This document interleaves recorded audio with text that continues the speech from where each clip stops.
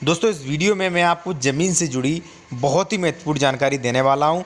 ये जानकारी कोई आपको पैसे लेकर भी नहीं बता पाएगा। देखिए सबसे पहले मैं आपको बता दूं, यदि आप कोई ज़मीन खरीद रहे हैं या बेच रहे हैं, कोई भी आपका ज़मीन से संबंध है तो आप ज़मीन के बारे में इन बातों को अवश्य ज़रूर जान लें।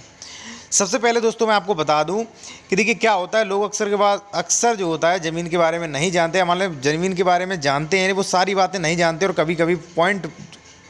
कई जगह पर उनके साथ फ्रॉड हो जाता है। देखिए क्या होता है कि जो भी ज़मीन खरीदता है वो अपनी ज़िंदगी की बहुत बड़ी कमाई जो है वो ज़मीन खरीदने में इन्वेस्ट करता है, और उस समय यदि उसके साथ कोई फ्रॉड हो जाए तो वो बहुत मानसिक तनाव में होता है और उसका सारा पैसा जो होता है वो बर्बाद हो जाता है। इसलिए बेहतर रहेगा कि आप ज़मीन के बारे में इस वीडियो की जो भी जानकारी दी जाए सारी जानकारी आप प्राप्त कर लें। तो चलिए वीडियो शुरू करते हैं। देखिए मुझे एक व्यक्ति ने कमेंट किया है कि सर मैंने कृषि की भूमि जो थी वो बेनामा में लिए थी, लेकिन दाखिल खारिज उन्होंने नहीं करा पाया था, उससे पहले विक्रेता की मौत हो गई। अब ये पूछ रहे हैं कि असंक्रमणी भूमि को अब दाखिल खारिज कैसे करवाया जाए, कृपया हमें बताएं। सबसे पहले मैं आपको बता दूं कि इन्हें जो था वो ज़मीन के बारे में अधिक नॉलेज नहीं है। सबसे पहले यही प्रावधान है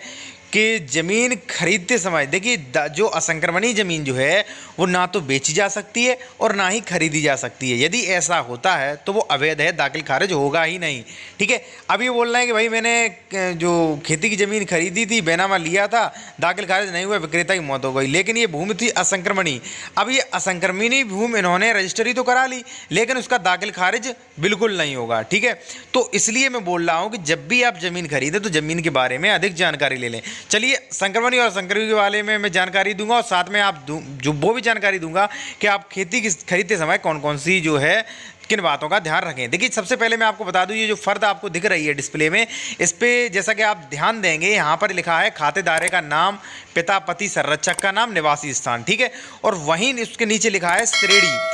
भूमि जो संक्रमणी भूमिधारों के अधिकार में हो। यहाँ पे देखिए लिखा है कि संक्रमणी भूमिधर, यानी कि ये जो भूमि है, ये जो फर्द जिस भूमि की निकलवाई गई है वो संक्रमणी भूमि है। अब संक्रमणी भूमि है तो भूमिधर जो भी जिनकी ये भूमि है संक्रमणी भूमि, वो आसानी से बेच सकता है और इस भूमि का दाखिल खारिज भी हो सकता है। तो सबसे पहले मैं आपको यही बता दूं कि जब भी आप ज़मीन खरीदते हैं तो आप उसकी फर्द निकलवा के ये देख लें कि भाई जो ये भूमि है वो संक्रमणी है या असंक्रमणी है। अगर संक्रमणी भूमि है तो आप ज़मीन खरीद सकते हैं, वो उसका दाखिल खारिज भी होगा।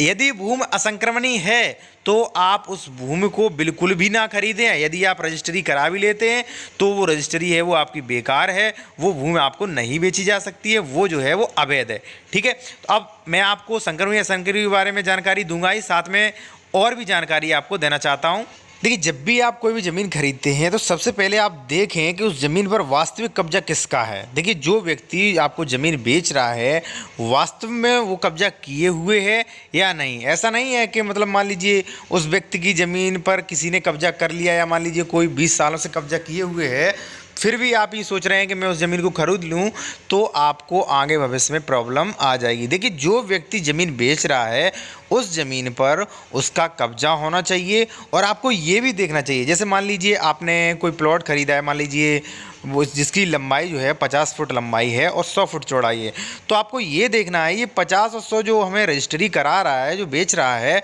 उस पूरा जो क्षेत्रफल है, पूरा जो एरिया है, पूरे प्लॉट पर उसका कब्जा है, या मान लीजिए उसमें से आधा कोई किसी दूसरे ने कब्जा नहीं कर लिया। दूसरी जो सबसे महत्वपूर्ण बात ये है, अगर मान लीजिए खेती की भी ज़मीन है तो आप जैसे मान लीजिए 3 बीघा ज़मीन खरीद रहे हैं, तो जितनी भी आप ज़मीन कर रहे हैं तो आप तत्काल में वास्तव में वहाँ पर जो भी ज़मीन खरीदा है वहाँ पता लगाएं कि जिस ज़मीन पर उसी व्यक्ति का कब्जा है या नहीं, और जितनी वो ज़मीन बेच रहा है आपको रजिस्ट्री कराना चाहता है, या मान लीजिए 3 बीघा 4 बीघा, उतनी सारी ज़मीन वहाँ पर मौजूद है या मान लीजिए कोई दूसरा व्यक्ति कब्जा किए हुए है। तो सबसे पहले तो आपको सिर्फ और सिर्फ यही देखना है वास्तविक कब्जा कौन किए हुए है। ठीक है, उसके बाद में जो अगला स्टेप जो होता है वो होता है कि आप जो भी उसके डॉक्यूमेंट्स हैं, जो भी वैलिड डॉक्यूमेंट्स हैं, वो आप उसके ऑनलाइन जो है वैलिड डॉक्यूमेंट्स चेक करें। ठीक है, तो उसके बाद आप जो भी है उसके पिता का नाम जो भी है आप उसके बारे में जानकारी लें, और वास्तव में जो भी ऑनलाइन डॉक्यूमेंट्स हैं उन पर सारा डाटा दिया होता है। सबसे महत्वपूर्ण बात ये है उस डाटे पर, जैसे कि आप वीडियो में देख सकते हैं, सबसे महत्वपूर्ण बात होती है कि जो भी आप फ़र्द निकलवाएंगे, जो भी आप खतौनी निकलवाते हैं उसके खेत के जो भी आप सरकारी डॉक्यूमेंट्स जो होते हैं, सरकारी रिकॉर्ड जो होता है चेक करते हैं, तो सबसे पहले आप उसमें ये चेक करें कि ये जो भूमि है वो असंक्रमणीय है या संक्रमणीय है। अगर देखिए भूमि संक्रमणीय है तो संक्रमणीय अधिकार होते हैं कि संक्रमणीय भूमि अधिकार वाला जो व्यक्ति है वो भूमि को बेच सकता है, अपने उसमें भूमि जो भी है उसमें घर निर्माण कर सकता है, बाजार या मान लीजिए उसे भाड़े पर दे सकता है, उसे बंधक भी रख सकता है। अगर मान लीजिए संक्रमणीय भूमि है, देखिए संक्रमणीय भूमि वाले को बहुत अधिक अधिकार होते हैं, और पूर्णतः संक्रमणीय भूमि वाला जो भी किसान जो होता है जिसकी भूमि संक्रमणीय होती है उसे पूरा उस भूमि पर स्वामित्व होता है। लेकिन अगर मान लीजिए असंक्रमणीय जमीन है तो असंक्रमणीय जमीन वाला जो भी भूमिदर है, जो भी असंक्रमणीय भूमि वाला व्यक्ति जो है जिसके नाम असंक्रमणीय भूमि है, वो उस भूमि को ना तो बेच सकता है, ना ही किसी को पट्टे पर दे सकता है, और ना ही उसमें किसी घर का निर्माण करवा सकता है। अगर मान लीजिए असंक्रमणीय भूमि वाला अगर मान लीजिए किसी 420 करके फ्रॉड करके किसी को भूमि रजिस्ट्री भी करा देता है तो वो दाखिल खारिज नहीं होगी। अगर मान लीजिए उसने नाम करा दी और अगर किसी ने ऑब्जेक्शन कर दिया है, मान लीजिए फिर भी उसने नाम करा दिया, संक्रमणीय भूमि किसी को बेच दी, तो वो जो भूमि है वो राज्य सरकार में निहित हो जाएगी, और उसमें जो भी पेड़ पौधे या जो भी है वो भी राज्य सरकार में निहित हो जाएगा। इसका अर्थ ये है कि आप संक्रमणीय भूमि खरीदें, असंक्रमणीय भूमि आप कभी नहीं खरीदें, और इसका पता जो है वो आपको जो भी खतौनी होती है, जो भी फ़र्द होती है उसमें पता चल जाएगा। अगला सबसे महत्वपूर्ण स्टेप जो है वो ये है कि जिससे भी आप ज़मीन खरीद रहे हैं, जैसा कि मैंने कहा कि आप सरकारी रिकॉर्ड ऑनलाइन चेक करें। जैसे मान लीजिए आपने ऑनलाइन, जैसे मान लीजिए आप 3 बीघा ज़मीन आपको कोई बेच रहा है,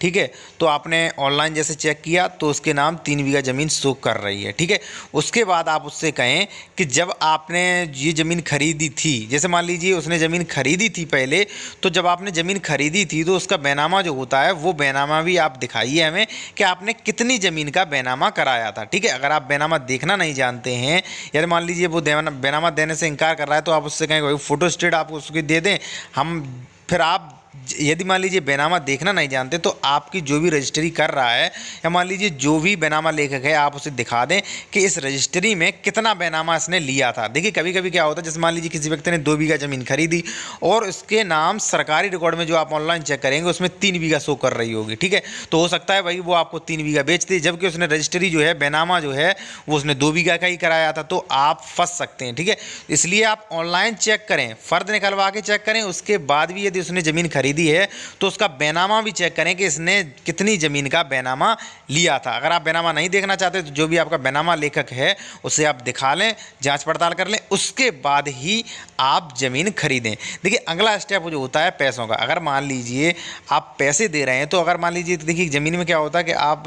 सारे पैसे इकट्ठा नहीं दे पाते हैं, और कई बार मेरे पास ऐसी कई कमेंट आती हैं जिसमें कई लोग कहते हैं कि ज़मीन जो बेच रहा था उसने इनकार कर दिया, वो आजकल करता है और ज़मीन के रजिस्ट्री नहीं करवा रहा है। तो इसके लिए आप ऐसा करें कि जो भी आप पैसा दें उसका एग्रीमेंट एफिडेविट बनवा लें कि भाई मेरा 10 लाख में सौदा तय हुई है, पूरा खेत जो है वो 10 लाख में तय हुआ है, मेरे 5 लाख रुपए पहुंच गए हैं, और उनके साइन करवा लें। जो भी है आप एक एडवोकेट से एक एग्रीमेंट बनवा लें। ठीक है, उसके बाद जो भी मैंने बताया है उसी प्रकार से आप रजिस्ट्री कराएँ। यदि आप और भी अधिक जानकारी लेना चाहते हैं